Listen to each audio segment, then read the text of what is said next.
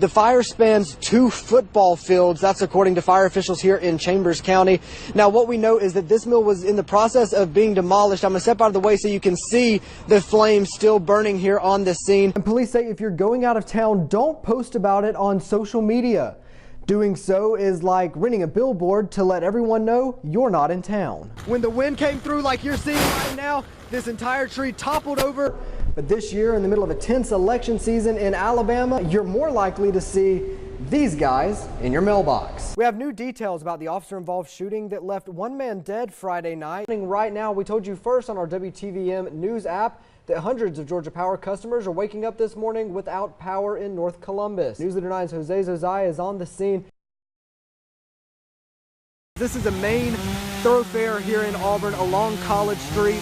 You can see we've got cars. They're all having to be rerouted as they're coming from South College from 85 down to where the university is. Heavy winds and a lot of rain. And one thing that you see when you have a lot of rain and a lot of wind at the same time, it makes the ground soggy, makes it really easy for these trees to fall, especially these older trees. We are live right now. There's a fire at the old Fairfax Mill in Valley. We're live with the Deputy Fire Chief right now. If you can just kind of give us a general idea of what's happening out here. Okay. 2 men that were missing from Atlanta have been found separately in the last 24 hours dead here in Macon County.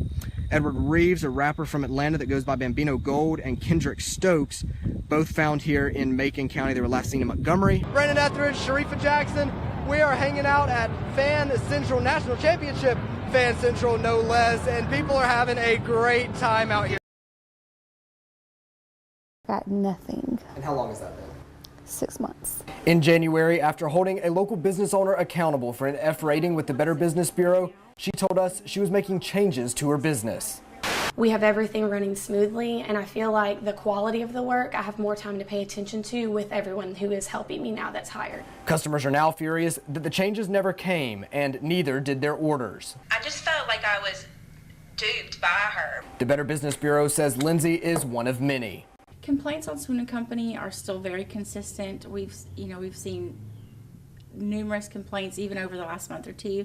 Right now they have 270 complaints with BBB, and 2/3 of those are just from the last 12 months. Following our report, a state investigation began and the Attorney General is now involved. The Office of Consumer Protection has requested a copy of those complaints, so they're working to do what they do to protect consumers. The company's owner now filing for bankruptcy. After digging through court documents, we found this, a motion from Attorney General Christopher Carr saying that owner Jenny Pierce committed at least 100 violations of the Fair Business Practices Act. According to the Department of Law, the act is designed to prohibit unfair and deceptive acts or practices in the marketplace. When I had to say I'm going to go to the Better Business Bureau to complain about this company, that's when she started getting rude and hateful, and even tried to block me on Facebook so that I couldn't comment anymore.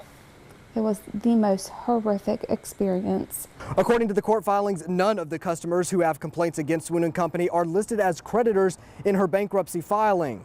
But following the Attorney General's motion, anyone who is adversely affected by the business before March 24th of this year has until November 1st to file a claim with the court. I just feel like she lied and she betrayed her customers for saying that she was going to do something when in essence she had no plans of doing that at all. I did reach out to owner Jenny Pierce for comment on these new developments.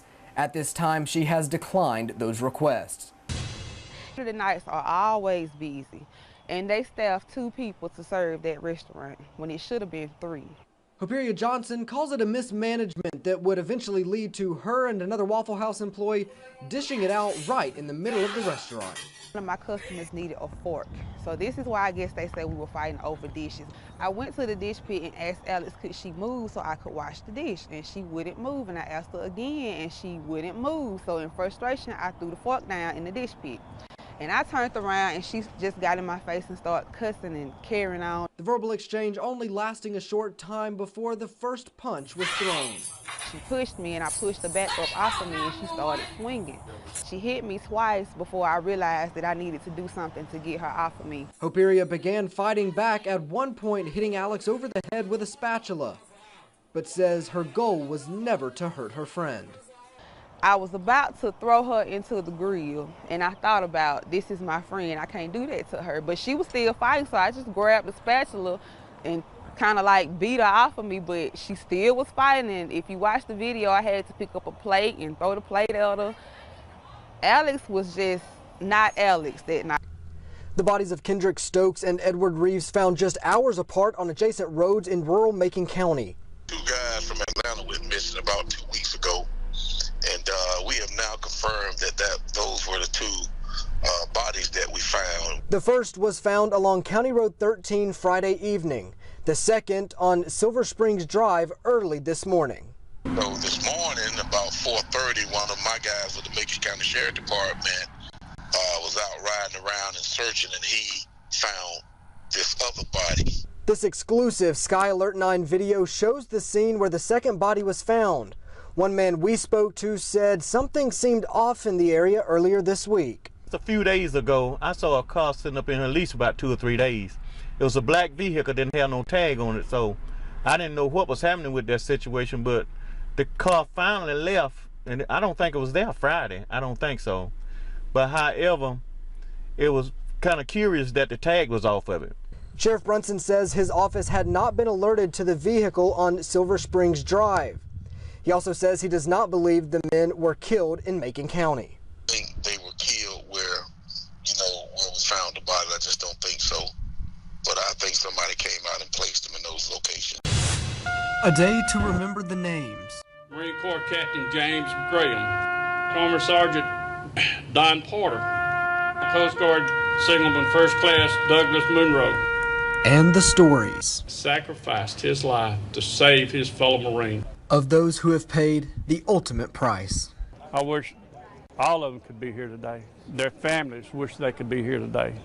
We need to make sure our children that are coming up now know what Memorial Day stands for.